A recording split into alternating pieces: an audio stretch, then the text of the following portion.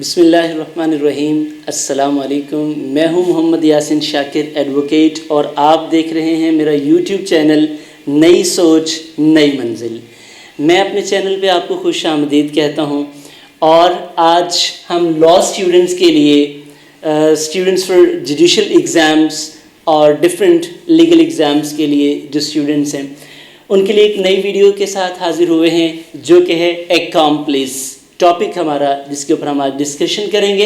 اکامپلیس کیا ہے اور اس کی پری ریکوزٹس کیا ہیں, اس کو ہم کیسے ڈیفائن کر سکتے ہیں, اس کی اگر ہم دیکھیں ایویڈینشری ویلیو کیا ہے, ساری چیزیں ہم اس ویڈیو میں دیکھیں گے. سب سے پہلے ہم اکامپلیس ورڈ کے میننگ دیکھتے ہیں. تو یہ ایک ورڈ ہے کامپلیس, اولڈ فرینچ سے یہ لیا گیا ہے. اولڈ فرینچ جس کے معنی ہے اگر ہم انگلش میں دیکھیں کنفیڈریٹ. کنفیڈریٹ کون ہوتا ہے؟ یہ بیسیکلی ایک اکامپلیس ہوتا ہے, ایک شریک جرم ہوتا ہے, پارٹیکر ہوتا ہے. ہم کہہ سکتے ہیں کہ اٹس اے پارٹ ٹیکر. کسی بھی چیز میں حصہ لینے والا, شراکت دار, وہ اکامپلیس کہلاتا ہے. اور اکامپلیس کو اگر ہم اس کے میننگز دیکھنے کی کوشش کریں تو لاء یہ کہتا ہے, ورڈ یہ ڈیفائن کرتا ہے, اٹ از سپوزڈ اور ہی اور شی از سپوزڈ ڈائریکٹلی اور انڈائریکٹلی کنسرنڈ ان اور پرائیویٹ ٹو دا آفینس. یہ لیگل ٹرمز میں اگر ہم دیکھیں تو یہ بیسیکلی جو کرائم ہوا ہے یا جو آفینس ہوا ہے یا جو اکیورنس ہوئی ہے اس اکیورنس میں ڈائریکٹلی اور انڈائریکٹلی اس کا حصہ شامل ہے. اور اگر ہم ایک ناولسٹ تھوڑا اس کو اگر ہم فنی ٹچ دینا چاہیں کہ کیسے بات سمجھنے کے لیے آسان ہو جائے, وہ کہتے ہیں کہتے ہیں when we ask for advice, کسی سے جب ہم نصیحت بھی مانگتے ہیں, we are usually looking for an accomplice. نصیحت کرنے والا بھی ایک accomplice ہوتا ہے کیونکہ وہ آپ کو مشورہ دے رہا ہوتا ہے وہ کام کرنے کے لیے. آگے چلتے ہیں جی. کیس لاس کون سے ہیں جس کے تحت ہم ان کو ڈسکس کر سکتے ہیں؟ PLD 1975 سپریم کورٹ کا 53 page number. Accomplice is a guilty associate in crime. Guilty associate.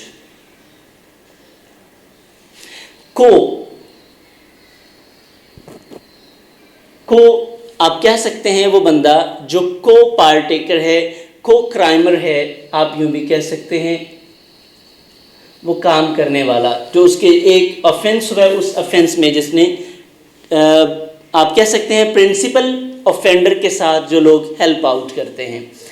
تو اگر ہم ریلیونٹ پروویژنس کی بات کریں تو آرٹیکل 16 اور 129B دونوں کو ملا کے ہم دیکھتے ہیں کہ بیسیکلی آرٹیکل 16 کیا کہتا ہے QSO کا اور 129 کیا کہتا ہے. تو آتے ہیں اسی طرح CRPC میں دیکھتے ہیں تو سیکشن 337 to 339 ڈیل کرتا ہے اکامپلیس کے ایشو کے ساتھ. اب آرٹیکل 16 کیا کہتا ہے؟ انڈر آرٹیکل 16 این اکامپلیس جو ہے وہ کمپیٹنٹ وٹنس ہے, کہیں پہ بھی جا کے وہ اپنی وٹنس دے سکتا ہے, اس کی ایڈمیسیبلٹی موجود ہے. اس میں ایکسیپشن کیا ہے؟ یہ اکامپلیس جو ایویڈنس ہے یہ ان ایڈمیسیبل ہے کہاں کہاں پہ؟ حدود کیسز میں اور قصاص کے کیسز میں یہ ان ایڈمیسیبل ہے. آئیے ہم بات کرتے ہیں رول آف پریزمپشن کی. رول آف پریزمپشن ہے کیا؟ بیسیکلی وہ انڈر آرٹیکل 129B یہ کہتا ہے کہ جب بھی ہم اکامپلیس کی ایویڈنس کو ایڈمیسیبل کہیں گے تو اس کے لیے ضرورت کس چیز کی ہوتی ہے؟ اٹ شوڈ بی corroborated اور اٹ شوڈ ہیو corroboration. اس کے پاس corroboration ہونی چاہیے. ہم نے پریویس ویڈیو میں ڈسکس کیا تھا بیسیکلی corroborative force کیا ہوتی ہے یا corroboration کا مطلب کیا ہے. تو یہ کوالٹی ہوتی ہے جو ایک فیکٹ کو ثابت کرتی ہے کہ یہ دوسرے فیکٹ کے لیے ایک ایویڈنس کے طور پہ پیش کیا جا سکتا ہے. یقیناً آپ کو یاد ہوگا انڈر آرٹیکل 129B کی جب ہم بات کرتے ہیں تو وہ کہتا ہے کہ corroboration ہونی چاہیے in material particulars. کسی لحاظ سے اس کی جو ایویڈنس ہے اکامپلیس کا اس کو بھی کوئی چیز سپورٹ کر رہی ہو کہ یہ ٹروتھ ہے, یہ رائٹ ہے, یہ صحیح ہے یا نہیں ہے. آتے ہیں دیکھتے ہیں آرٹیکل 16 اور 129 کو, یہ میں نے درمیان میں پلس کا سائن اس لیے ڈالا ہے کہ دونوں کو ملا کے پڑھتے ہیں. بیسیکلی دونوں کو ملا کے پڑھنے سے ایفیکٹ کیا ہوتا ہے, ان کو کیوں اکٹھا کیا گیا. Basically both are explanatory to each other, اور کچھ لا کرٹکس کا یہ کہنا ہے کہ یہ دونوں ایک دوسرے کے اپوزٹ ہیں. ایسا نہیں ہے, ان دونوں کو ملا کے پڑھا جاتا ہے. کیسے کہ ایک دوسرے کو ایکسپلین کرتے ہیں, سپورٹ کرتے ہیں. آرٹیکل 16 کیا کہتا ہے, وہ کہتا ہے لیگیلٹی آف کنوکشن. ایسی کنوکشن جو بیسڈ آن اکمپلس ایویڈنس کی جائے, وہ کہتا ہے یہ لیگل ہے, کیا جا سکتا ہے, کنوکٹ کیا جا سکتا ہے کسی بھی ایکیوز کو آن دا based of basically accomplice evidence. جب ہم بات کرتے ہیں, اور یہ جو آرٹیکل 16 ہے یہ بیسیکلی بات کرتا ہے رول آف لا کی. یہ بیسیکلی رول آف لا ہے. آرٹیکل 16 یہ کہتا ہے کہ ایک اکمپلس کا ایویڈنس بھی ایڈمیسیبل ہے اور اس کی بیس کے اوپر ایکیوز کو کنوکٹ کیا جا سکتا ہے. آگے ہم دیکھتے ہیں آرٹیکل 129B کی. تو it's actually a sort of advice to the court. یہ کورٹ کے لیے ایک ایڈوائس ہے. وہ کس چیز کی, اسے بتاتا ہے کہ پریکاشنری میجرز لی جائیں. کون سے پریکاشنری میجرز, کہ آپ کسی بھی ایکیوز کے اگینسٹ کوئی ڈیسیشن سنانے سے پہلے جو اکمپلس ایویڈنس ہے اس کی جو میٹیریل ویلیو ہے اس کو چیک کر لیا جائے, کسی کے ساتھ ناانصافی نہ ہو جائے. اب اس میں ہے کیا بیسیکلی, جیسے یہ رول آف لا تھا تو یہ رول آف پریوڈنس ہے. وزڈم کی بات ہے کہ عقل مندی کا استعمال کر کے, پریوڈنس کو, سوچ سمجھ کو استعمال کر کے اسے دیکھ لیا جائے. اچھا, اس کے لیے اگر ہم دیکھنا چاہیں اس کو تو اسٹوڈنٹس دیکھ سکتے ہیں آصف علی زرداری ورسز اسٹیٹ 1992. یہ کیس تھا کرپشن کا, آپ اس کو دیکھ سکتے ہیں. کوروبوریشن فار ٹیسٹیمنی کیوں ضروری ہے, ٹیسٹیمنی کے لیے کوروبوریشن کی ضرورت ہی کیوں پیش آتی ہے. تو پہلی بات یہ وجوہات ہیں کہ ان وجوہات کی وجہ سے ہی کوروبوریشن کی ضرورت پیش آتی ہے. پہلا, اکمپلس سویئر فالسلی. ایسا ہو سکتا ہے جو اکمپلس ہے وہ جھوٹی قسم اٹھا رہا ہو, ممکن ہے کیونکہ وہ شریک جرم بھی ہے.